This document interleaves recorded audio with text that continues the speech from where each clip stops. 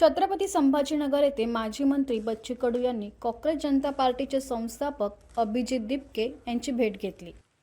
अभिजित आजारी असताना काही चर्चा होऊ शकली नाही। मी इथे नेत्याच्या नात्यानं नाही तर आंदोलकाच्या नात्यानं त्याला भेटायला आलोय।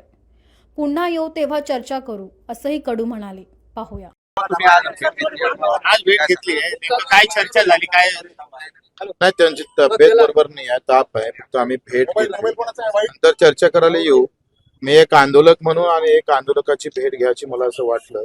माझी व्यक्तिगत भेट आहे, त्याच्यानं ते म्हणतं ना, ते जेव्हा आपल्यातला माणूस लढतं तेव्हा ते राहिल्या जात नाही आणि त्यांचं अभिनंदन केलंच पाहिजे।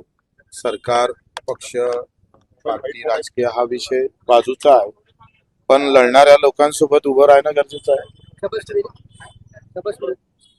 प्रश्नच नाही, अभिनंदन करायलाच आलो। शिवसेनेचे नेते एकामागून एक भेटतात, पहिले पहिले शिरसाट भेटले, मग तुम्ही भेटलाय। सत्ताधारी पक्ष नाही, मी आता नेता म्हणून भेटलो नाही, मी एक आंदोलक म्हणून भेटलो आहे। तुम्ही अशी गफलत काही करू नका। मी नेता नाहीच आहे, मी बच्चू कडू म्हणजे नावातच तर कार्यकर्ता आहे। दिपकेंनी आज दावा केला की त्यांच्याकडून भाजपच्या त्यांना ऑफर प्रवेशसाठी दबाव होता त्यांच्यावर। कोणी अशा प्रकारचं धमक्या गिमक्या देणं हा म्हणजे तो काही काळ राहिला नाही धमकीचा। त्यांना कोणी अशा धमक्या देत असेल किंवा चुकीचं कोणी असं वागत असेल तर भाजपचे जे काही प्रमुख लोक आहेत ते धमक्या देत त्यांना सांगेल ना, सूचना करेल आणि केल्या पाहिजे। अच्छा, ते म्हणतात की शिवसेना आणि राष्ट्रवादी ईडी मुळे फोडली गेली, विरोध करताय एकीकडे, तुम्ही त्यांना भेटताय। नाही नाही, कसं आहे, हा वैचारिक धडा आहे। आम्ही भेटायला आलो ते त्याचं आंदोलक म्हणून आलो। आता प्रत्येक प्रश्नावर, प्रत्येक गोष्टीवर प्रत्येकाचे विचार वेगळे असू शकते। त्याच्यानं तुम्ही तसं म्हटलं म्हणजे असं तुम्ही करू नका, असं काही विटाळ थोडं असते की राजकारण। त्यांची वैचारिक भूमिका असते दिसते। वैचारिक भूमिका वेगवेगळ्या असल्या, तुम्ही सांगा, आता 24 पक्षाचं सत्ता केंद्र आहे, म्हणजे एका विचाराचे आहे का ते? 24 पक्ष एकत्र होतं, आता आपल्या महाराष्ट्रात 3 पक्ष एकत्र येते। अगदी वैचारिक लढाई अलग गोष्ट आहे, सत्ता वेगळी गोष्ट आहे। महाराष्ट्रामध्ये पण आंदोलन करणार असं म्हटले, ते नीट पेपर फुटलेला आहे, सीटी। मला असं वाटतं का जे वाईट होत असत तर त्या सगळ्या संदर्भात आंदोलन करणं काही गुन्हा नाही आहे। आंदोलन करणं असं कुठे गुन्हा? आम्ही पण आंदोलनातून चालू आणि मी आंदोलन करतोय। मला एखादी गोष्ट नाही पटली आणि सत्तेत सांगून होत नसेल तर आंदोलन करावंच लागेल। आणि आंदोलन करणं हा गुन्हा आहे का?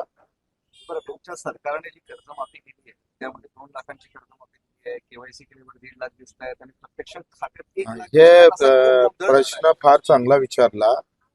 या प्रश्नाच्या माध्यमातून महाराष्ट्रातल्या शेतकऱ्यांचा जो गोंधळ आहे तो कमी होईल। पहिली गोष्ट काय आहे का, ज्या मध्यवर्ती बँक आहे त्याला हेअर कट लावला नाही, राष्ट्रीयकृत बँकला लावला। कारण ज्या कमजोर बँक आहे त्यांना सरसगट हे केलं आहे, म्हणजे पूर्ण पैसे सरकारनं भरले। राष्ट्रीयकृत बँकमध्ये काय केलं, मुद्दल आता सरकारनं भरणार आणि ज्याच्यावरचं व्याज आहे ही राष्ट्रीयकृत माफ करणार। त्यानं मुद्दल दिसतं, यादीमध्ये काय येतं, मुद्दल दिसतं। आता व्याज का दिसत नाही? कारण ते बँक माफ करणार आहे, त्याच्यानं पैसे पूर्णच माफ होईल। पण गोंधळ म्हणजे दिसत अंतर ते व्याज नाही तेवढं रक्कम कमी दिसते। नाही, लक्षात घ्या, कुठं काही तसा एकंदरीत सर्क्युलर काय आहे का, मुद्दल सरकार भरेल आणि त्याच्यावरचं व्याज आहे ते बँक माफ करेल, म्हणजे सगळंच माफ होईल। हा, ते बँकेने फक्त असं सांगितलं की व्याज तुम्हाला भरावंच लागेल, काही नाही, बिलकुल नाही, असं त्यामुळे गोंधळ वाढत चालला. नाही, कुठला मॅनेजर काही वागत असेल तर त्याच्या कानपडीत आणायला मी आहेच ना शिल्लक। पण ते बँकेला जेव्हा सरकार पैसे देईल तेव्हा ती बँक भरेल ना। नाही, असं नाही आहे। तुम्ही लक्षात घ्या का, हा विश्वासाची गोष्ट आहे ना। आखरी जेव्हा बँकेनं ती यादी, सरकारनं जी यादी बँकेला दिली, अर्थातच पैसेच दिले असं आहे। त्यानं असं कुठं झालंय का बाबा यादी दिली आणि सरकारनं पैसे दिले नाही, तर तसे छत्रपती शिवाजी महाराज आणि महात्मा फुले मधले काही नावं सुटले होते, ते काही 60-65 कोटीची तरतूद आता होणार आहे, त्यांना ते दिल्या जाणार आहे, तर काही अडचणीत येणार नाही। मूळ मुद्दा समजून घ्यायची गोष्ट अशी आहे का, असं कुठं होत असेल का, मूळ रक्कम माझी कर्ज माझ्यावरचं 2 लाख आहे पण यादीमध्ये फक्त 1.5 लाख दाखवतं, तर हे त्याचं 1.5 लाख माफ होईल असं नाही, त्याचं पूर्णच माफ होईल। ठीक आहे, आगामी काळात दिपके शेतकऱ्यांसाठी सुद्धा आंदोलन उभं करणार आहेत, तुम्ही सुद्धा चांगली गोष्ट आहे। मला असं वाटतं का, शेतकरी हा विषय एका राज्याचा नाही, पूर्ण देशाचा विषय आहे।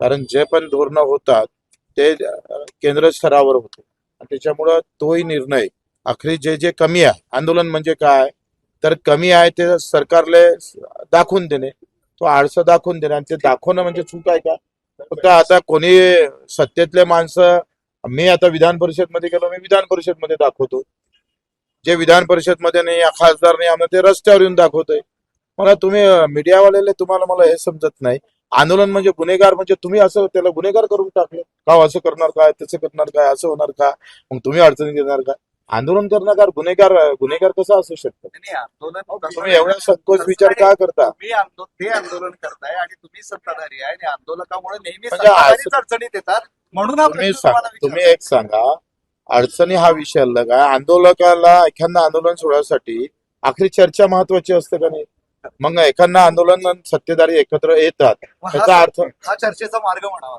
नाही चर्चा संपलं आंदोलन आता ते राजीनामा झाला माझा असा विचार आहे का ते आता यंत्रणा मजबूत झाली पाहिजे कारण परीक्षा ह्या सत्व तत्व सगळे वापरूनच झाल्या पाहिजे कुठल्याही परीक्षेकर्त्याला असं वाटलं नाही पाहिजे का माझ्याजवळ पैसा आहे लक्ष आहे म्हणून मी लागू शकत नाही असं होता कामा आणि त्या कणखोरपणे पालन केलं पाहिजे कारण आता युवकांसमोर शासकीय नोकरीशिवाय दुसरा आहे काय उद्योग नाही आहे शेतीला भाव नाही आहे म्हणजे हाय ती नोकरी जर आम्ही पाहतो व्यवस्थित भेटत नसेल तर वाद ते आंदोलन करावंच लागेल केलंच पाहिजे ठीक आज आपने अभिजीत जी से मुलाकात की, क्या कहेंगे आप?